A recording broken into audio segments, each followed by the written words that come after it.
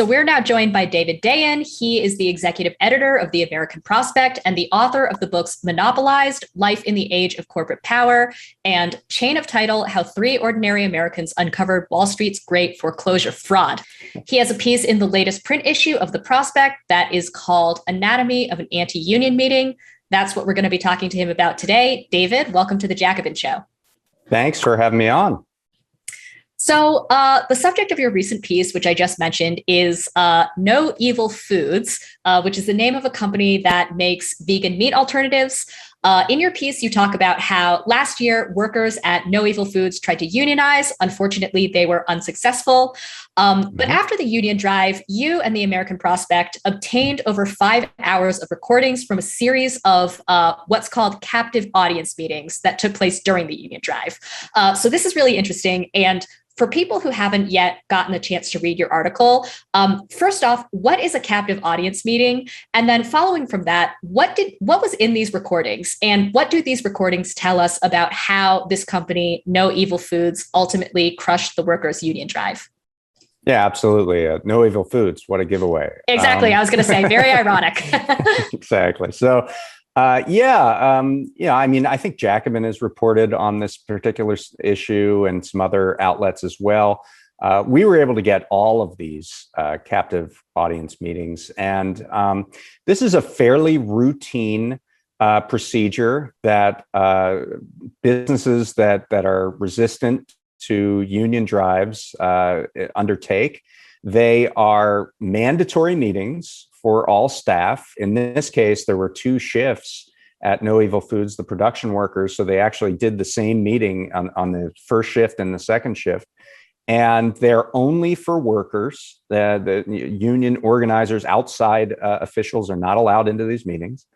And they are pitched as education sessions. They are pitched as a way to explain to the workers what it would mean if, in this case, these workers joined the UFCW, United Food and Commercial Workers, and had them come in as the bargaining representative with No Evil Foods. And so they're pitched in this sort of high-minded way that, we're just giving information about what it would be like to be in a union. But they're all from management's perspective. And in this case, management is very hostile to the idea of putting a union in. And so they talk about the salaries of the union officials. They talk about these very hypothetical theories of employees having to pay back wages to the union. And they spin a lot of information out about what unionization is like. And the overriding kind of frame here is that workers and management are sort of a big happy family. They're working together to put out this product, and this third party, this outside third party, is going to come in and break up these good times, break up this good relationship, and make everybody miserable. And in fact, it's like the meetings that are making everybody miserable, really, because they're spending hours at a time, in these very, very stuffy meetings. But it's almost like a form follows function concept, right? Mm-hmm. So the fact that there's these tension-filled meetings going on are associated with the union drive, because that's the only reason that you're having them. And it's almost like, we're building these tensions, we're raising these tensions. It's because of the union drive. And the only way to get rid of these tensions is to vote out the union. Mm-hmm. So I want to now talk about some of the specifics of what was going on in these meetings, because as you point out, we don't often get access to these meetings. Union organizers, as you say, are locked out of the meetings. As you have shown in your article, management goes to great lengths to keep these meetings pretty secret or confined to just the workers themselves. But one of the, I guess, interesting or even shocking things that you surface in your article is that No Evil Foods was pretty heavily engaged in, I don't think there's a technical labor term for this yet, but I sometimes call it woke union busting. And this is, of course, when a company positions themselves as progressive advocates of social justice, right? And they try to spin the union as something that's going to be bad for Black workers, for other workers of color, for women, for LGBTQ people. And, I think it's interesting because lately we've been starting to hear a little bit more about this. David, I don't know if you came across this, but very recently MSNBC workers were holding their own union drive, and they had a captive audience meeting where one of the managers said to them, well, a union could really interfere with our diversity goals because people of color aren't going to want to join the union if there are these union dues, right? So we're starting to see this more and more. And actually, before you came on the show, Paul and I were we actually talk about this quite a lot on the Jacobin show, that we have, mountains of evidence that unions are good for workers of color, for women. They close pay gaps. They help fight discrimination and harassment. I think that there's even some studies that show that they reduce prejudice among white workers, right? So I guess the concept, this is all a long-winded way of saying, I think the concept of woke union busting is really interesting. Can you talk about how that played out with No Evil Foods? And then maybe a follow-up question is, do you think this is becoming more prevalent? Well, I like the term. I mean, woke union. I should have used that. It's certainly, maybe the NLRB will take up. There you go. It's absolutely true in the case of No Evil Foods, which obviously brands itself as very progressive. They're a vegan meat company, so they appeal to what they see as a progressive side of the market. They have one of their chicken products is called Comrade Cluck. They have another one that's a chorizo product called El Zapatista. At least that's what it was called until the Zapatistas found out about it and made them change it because they were furious. But so that was their frame. And that's also sort of their orientation. Like the CEO wears a black hoodie to work and, and curses and wears a backwards baseball cap and all this, they have this orientation that we're just one of you guys, we're one of the team. And a lot of identity politics was definitely used in the course of this. So, they talked about, they would cherry pick certain instances of things that happened, sometimes not even just at UFCW, but like in unions more broadly, things like sexual harassment cases or anti-LGBT cases, just one-off kind of things to say that those values are not our values, that those kinds of things are not called for here, and I don't know how you can associate them yourself with them. One of the really interesting parts was they talked frequently about the union, the UFCW union, as those people in Tar Heel. And what that means to someone from North Carolina is Tar Heel is the site of the Smithfield plant, which is the largest hog processing plant in the United States. And it's unionized through UFCW, about 3,000 meat cutters. And they were making this claim that you shouldn't want to be part of a meat cutting union because we're a vegan food company. So like you shouldn't want to associate with this. In fact, at one point, there was this intimation that it would be a form of sabotage, that come on, these guys are our competitors. They don't want us to do well. Like they're gonna ruin No Evil Foods, and that'll be good for their unionized meat processors, which is ridiculous. I mean, it's a completely ridiculous notion. And then the other thing that really struck me within that sort of woke union busting is there was at one point, Sadra Shadell, who's the co-founder, tried to be sort of on all sides of this issue. She said that, the union, you have to file a grievance and it's at the discretion of the union whether they want to bring the grievance to the company or not.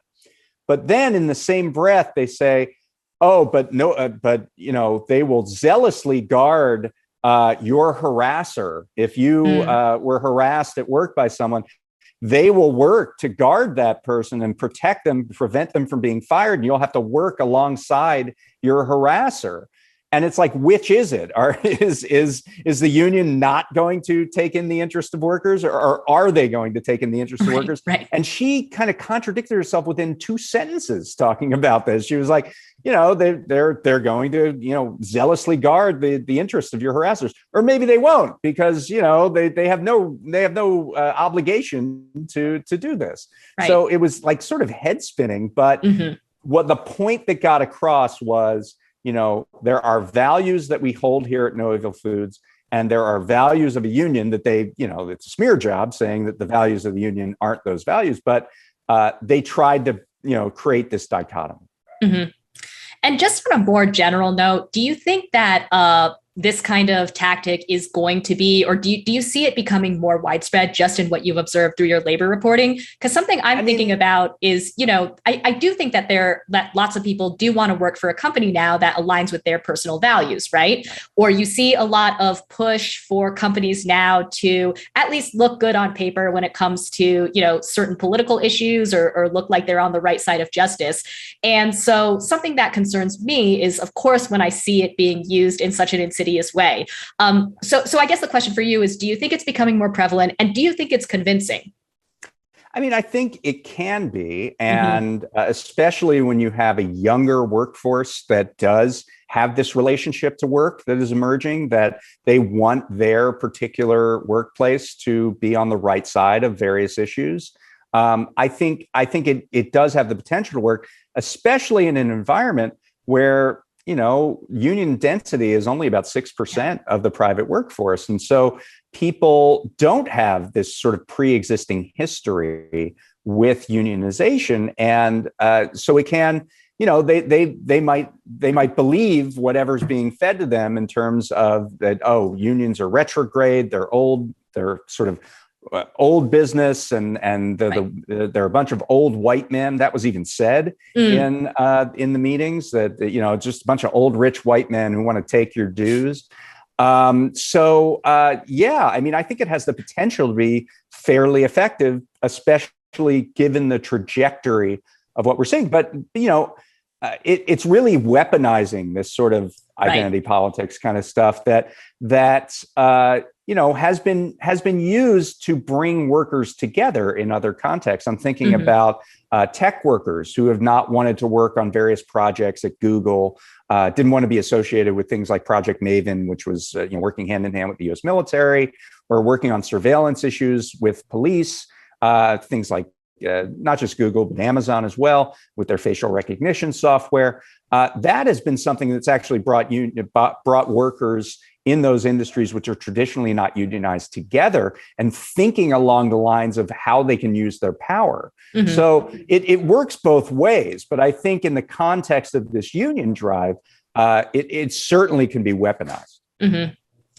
So I think that brings me actually pretty well to my next question for you, which is that so much of this would be almost a moot point if there was no such thing as a captive audience meeting, or if that was illegal.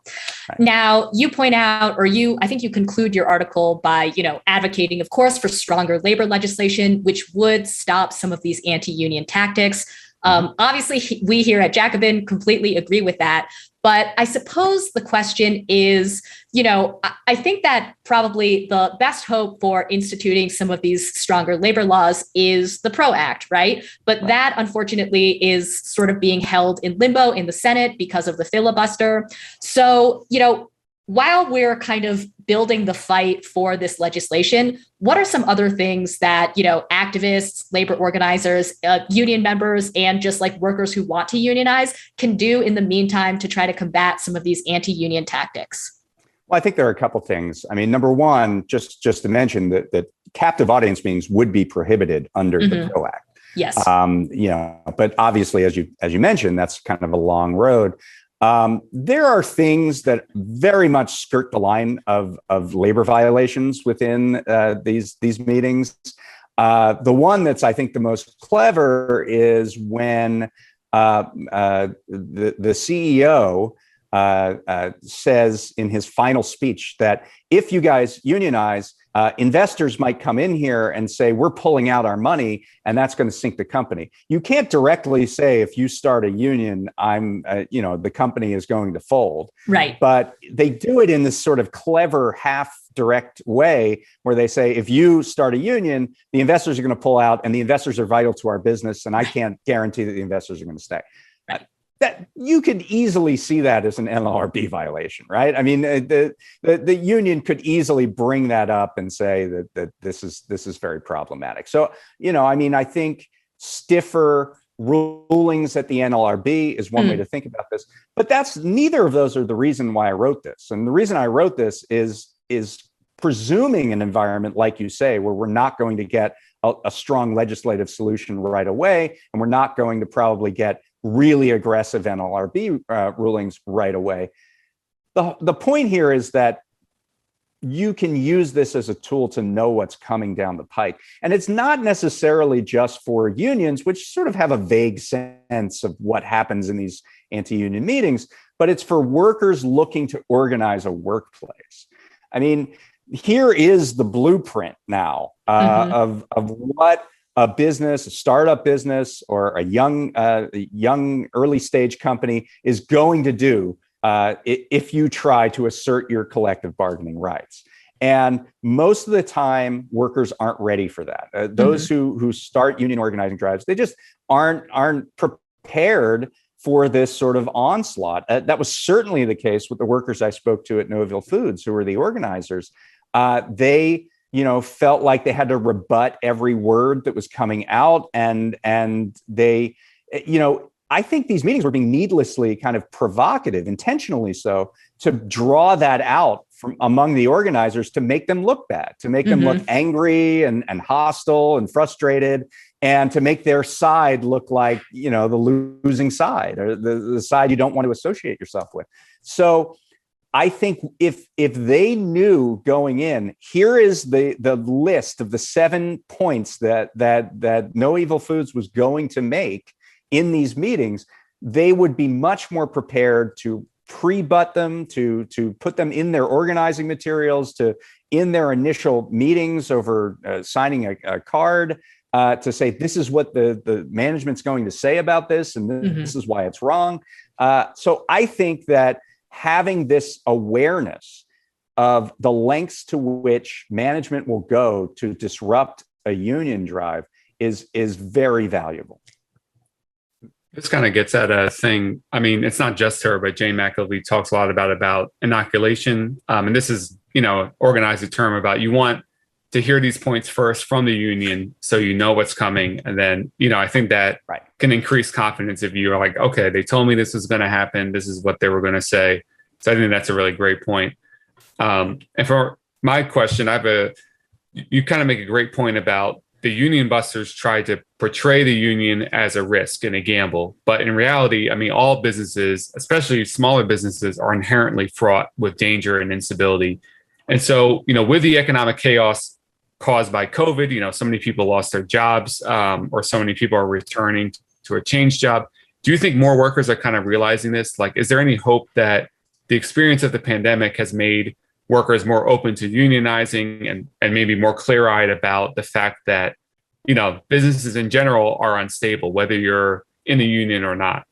Well, I mean, first of all, let me say that this particular case showed very directly how unstable businesses could be, because within a year of this union drive, No Evil Foods fires the entire production staff and outsources production to a co-manufacturer, one that makes meat, by the way. That, just to bring that woke union busting back in. And workers got no notice. They lost their health insurance immediately, which is this sort of meager health insurance they set up right around the time of the union drive beginning in the summer of 2019. They got no severance. And the only thing they got at the last day of work was a flyer for a job fair in the area. And obviously, if they were unionized, that would be a far different scenario. So I think just by this very example, you can see that lesson drawn. Now, as far as our workers learning this, there are some very interesting data around, they call it the JOLT survey, which is an economic term. It's I forget what the acronym is for, but it measures quits. It measures when workers quit in an economy. And that is actually at an all-time high right now. Mm-hmm. And so what we can draw from that is it's sort of antecedent to, or adjacent, I should say, to what you're hinting at, which is, the crisis is showing the need for more labor solidarity. I think the crisis has shown the individual need to set their own course and not take whatever management is giving them as far as a job is concerned. And that's what we're seeing in the quits numbers, that people are not willing to labor under certain conditions anymore. The reason that you see these help wanted signs outside of restaurants is because restaurants are a pretty bad job. And people know that, and they're not willing to risk their life in order to undertake it. And they're not willing to see their future in that direction either. Now, I think it's not that far from there to solidarity and a bunch of collective bargaining. I mean, I think that's almost the first step that you have to take, is that workers don't see their plight as preordained or inevitable or just something they have to suffer through. That's certainly not the case right now. There has been a change where workers are saying, you know what, I'm not going to do this for $10 an hour, and I have to come in on an erratic schedule, and I have to work 12 hours, and some of it's off the clock. I'm just not going to do it. And, it's just one step to take to, here's how we're all not going to take that anymore. And the way that we're going to do that is we're going to get together and make a list of demands. And I want to be careful I ask this next question, because I don't want to give the union busters too much credit or buy into their arguments. But kind of like you said, they pull on these like little grains of truth, or maybe one random example of a union doing something bad to play on. Again, obviously that's not the norm. But, are there things that you think just unions generally as they exist now should improve upon to make these arguments less effective? And I'll give one example. Something we talk about in the labor movement a lot is about service unionism versus, a unionism where members are more involved. And a slogan we always say is like, you are the union, meaning a lot of members say, well, the union this, the union that, because they kind of do see it as like an outside force in certain ways. And so I think that kind of, that argument might play on people, because sometimes unions do operate a little like that when they shouldn't. So, I guess generally, are there things unions can do besides like inoculating against these arguments to maybe perform better, or maybe make these arguments stick a little less? Yeah, I think there's constant room for improvement, both in the labor movement, in organizing, and in how they conduct themselves. I mean, I think that's true of humanity, right? I mean, that's like yes, there is room for improvement, and when you are up against a foe that is going to pick at every little pitfall and every piece of wrongdoing that you do, that it makes it all the more important to have this awareness that if there are bad apples, or if there is something that went wrong in the labor movement, it's going to be exploited. And so that should redouble efforts among leadership to not just sort of go along to get along when there are problems, to address them immediately, to address them before they fester, because it's going to be used against you in organizing. And ultimately, that's going to weaken the strength that the union has overall. So I think our last question for you is going to be, when you were listening to the 5 hours of recordings and piecing through like all just the, array of union busting techniques that were on display, was there anything in there that shocked you? Was there anything that you had a kind of union busting technique that you hadn't come across before that seemed particularly innovative, for lack of a better word? Well, I mean, what we did talk about with the vegan food company saying that the meat company is going to sabotage them. That was a new one on me.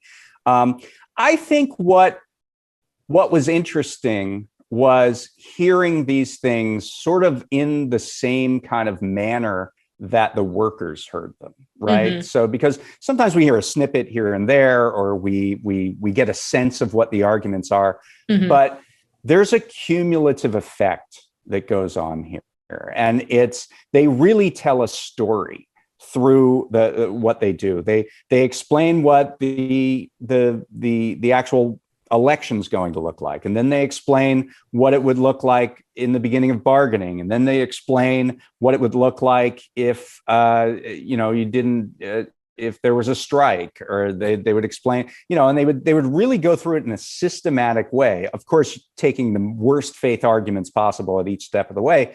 And so this feeling that you get about that, and you could hear it at the end of a lot of these meetings, the workers would speak up, and it was not one-sided. It was workers who sort of had an alignment with management that were speaking up, and a lot of these things descended into shouting matches. And when you hear it all the way through, and the way in which the organizers and union sympathizers were being provoked throughout the whole thing, and the way that the arguments were ridiculously, in some cases, one-sided. Like, they would bring up incidents that were grievances that were filed, but they would never tell you what the result was. And so, often the result was the exact opposite of the thing that they were intimating. Like, yeah, I would get angry too if it's a smear job, and they want you to get angry, and they want to create this conflict. And so I was struck by how the way that they went about the meetings was almost as important as the arguments themselves. Yeah, I was going to say that was such an interesting factor, or such an interesting point that you brought up, that it was almost less about the anti-union arguments themselves than just creating this environment that's so unpleasant and is associated with the union that people are like, I'm over it. And what you just said about, the cumulative effect of having access to just the entirety of these meetings, listening to all 5 hours, like, yeah, maybe at the end you were like, is the union a good idea? No, I'm just kidding. And well, I am management scum, full disclosure. Okay, so the prospect is a unionized shop, and I'm on the other side of the bargaining table. So I certainly got ideas. No, I'm just but anyway. And I hate to end on this kind of gloomy note, but that really is what's so tragic, because you might think like, well, if the meeting ends in a shouting match, that's bad for management? They ran the meeting badly. But it's like, no, that's great, and that their task is like kind of easy in a sense, because like they don't need to get everyone organized on the same page for this goal. They just need to create chaos, create division, and just leave it there. It's like me going into your house and just tipping everything over and walking out. Like, that was cool. Tipping over that tree. Because human nature will fill in the blanks, and you'll naturally, as a person, like, job was going pretty well, and now we're in this meeting room and we're yelling at each other. And what changed between now and then? Oh, it was this union drive. So I must vote no on that to get rid of that. Right. So that, I think they play it. I called it a mass psychological experiment, and I really think that is kind of what it is. It's been honed over decades. They know what pushes people's buttons.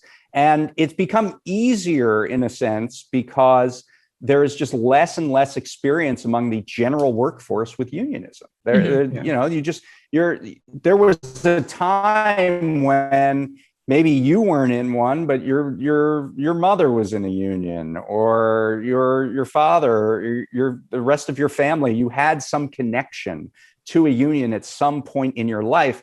And you weren't as willing to accept the argument that these are just, corrupt big businesses, which is what they kind of put together. And now there's more and more of a chance that you have no connection to unions in your life, and you're more susceptible to management's side of the story. Again, that was David Dayen, executive editor of the American Prospect. His latest article is Anatomy of an Anti-Union Meeting. I suggest everybody check it out for a very detailed breakdown of what we've been talking about, and a discussion of, some of the anti-union tactics that were going on at the ironically named No Evil Foods. David, thanks so much. All right. Thanks for having me. Thanks. If if you like this video from The Jacobin Show, please hit like and subscribe. You can also watch the full episode and catch our future live streams by clicking the join button below and becoming a Jacobin YouTube member. Thanks.